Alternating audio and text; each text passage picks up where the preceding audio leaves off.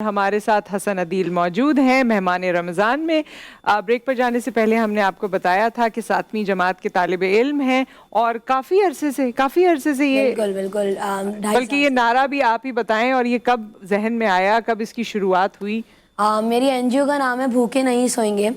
और आज से तकरीबन 2.5 साल पहले जब कोविड का पहला केस कराची में आया था, तब हमें तो कुछ पता नहीं था कि कोविड क्या होता है, इतना इल्म नहीं था, तो हम सब डर गए थे और सब घरों में चले गए थे। जैसे ही लॉकडाउन अनाउंस हुआ उस वक्त मेरा घर ऐसी बारौनक जगह पे, जब मैं वहाँ से मैंने नीचे देखा और जब मैंने लोगों को देखा आसपास के, कहीं रौनक नहीं है, कहीं भी लोग उदास बैठे हुए हैं, फ्रेंच फ्राइज वालों के पास रश नहीं है, रिक्शे वाले जो हैं उदास बैठे हुए हैं इस इंतज़ार में कि अब कोई आएगा और या तो हमें सवारी मिलेगी या हम जो है उनको फ्राइज़ खिलाएंगे या हम उनको जूस पिलाएंगे, हम कुछ करेंगे। हो नहीं रहा था। मैंने अपनी मामा को बोला कि आप जो हैं दाल बनवा लें तकरीबन 100 लोगों के लिए।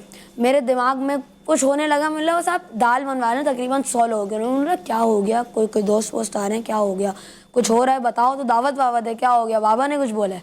मैं नहीं उन्होंने कुछ नहीं बोला, आप जो है 100 लोगों के लिए दाल बनवा लें। तो उन्होंने दाल बनवाई। मैंने और मेरी मामा ने जो दूध की जो थैलियाँ होती हैं उसमें जो हमने वो दाल पैक की। मैंने अपने बाबा को कॉल किया और मैंने उन्हें बोला आप ऑफिस से वापसी में 100 रोटियां लेके आइएगा। वो बोला 100 रोटियां क्यों, मामा ने कोई दावत रख ली है, क्या हो गया, तुम्हारे दोस्त आ रहे हैं? उन्होंने भी सेम क्वेश्चन किया।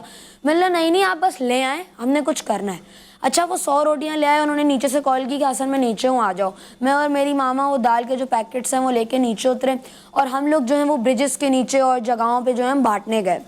वहाँ पे एंड में जब हम लोग के पास जब तकरीबन 3 रोटियाँ और 3 दाल रह गई थी, तो हम एक अंकल के पास गए। जब मैंने उनको दाल और रोटी दी तो उन्होंने बोला बेटा एक और दे दो। ये उस वक्त जब लॉकडाउन का पहला दिन था। उन्होंने बोला बेटा एक और दे दो, मेरे बच्चे घर में भूखे हैं, मुझे उनके लिए भी लेके जानी है। तो मैंने कुछ इतना फील नहीं किया, मैंने उन्हें दाल और रोटी दे दी।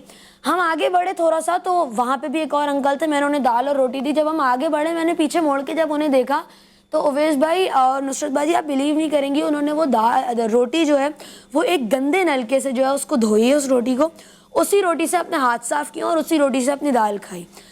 मैंने उस वक्त उस बात का किसी से जिक्र नहीं किया। जब मैं घर गया तो मैं रात में यही सोच रहा था कि हम लोग शुक्र नहीं करते हैं।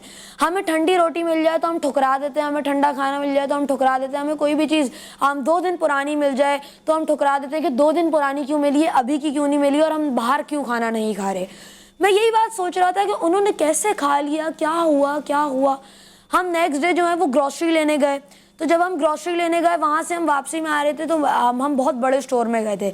तो मैंने अपनी मामा से पूछा कि यहाँ के जो वेंडर्स हैं, हमने इस डर से क्योंकि लॉकडाउन लग रहा था, हमने 3 ट्रॉलीज ले ली थी भर के। वैसे नॉर्मली हम 1 ट्रॉलीज लेते हैं, हमने 3 ट्रॉलीज जो है वो भर के ले ली थी। तो जब हम बाहर आए तो मैंने अपनी मामा से पूछा कि क्या इन वेंडर्स को जो सुपर मार्केट है वो क्या इन वेंडर्स को प्रोवाइड करती होगी ग्रॉसरी? तो उन्होंने बोला नहीं बेटा नहीं प्रोवाइड करती होगी, तुम छोड़ो तुम आ जाओ। हम आए, मैंने अपनी मामा को घर आके फिर बोला नेक्स्ट डे कि आप फिर दाल बनाए, फिर रोटी बनाए, फिर बांटने जाना है। उन्होंने मुझे एक बात बोली कि असल में रोज़ रोज़ कैसे बनाऊंगी, घर को भी देखना है, हर चीज़ करनी है। वो आई मेरे पास, उन्होंने बोला मैं कैसे बनाऊंगी, मैं अजीब टेंशन में बैठा हुआ था। तो मेरी मेड आई मेरे पास, उन्होंने मुझे यूं किया, जब मैं मुड़ के देखा तो उन्होंने एक 500 रुपीज़ की मुझे नोट दी और बोला बेटा तुम अपना काम शुरू करो। मुझे समझ नहीं आया, मतलब 500 रुपीज़ की नोट, मैं क्या, मुझे तो दाल बनवानी है, आप मुझे दाल बना दें, मैंने बस काम करना है। बोला तुम्हें पता चल जाएगा, बस तुम अपना काम स्टार्ट करो अल्लाह का नाम लेके।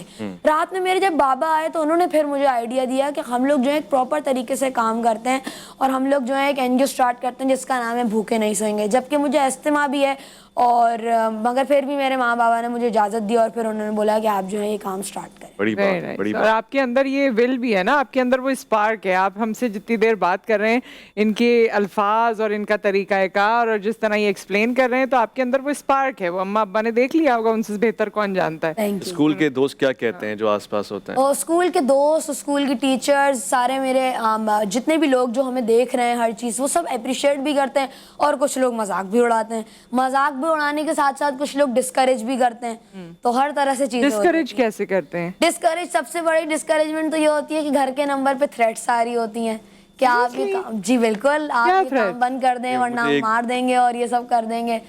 वो एक दाल किसी को ज्यादा मिल जाए, कम मिल जाए तो वो थ्रेट देता है, वो मुझे कम मिली है।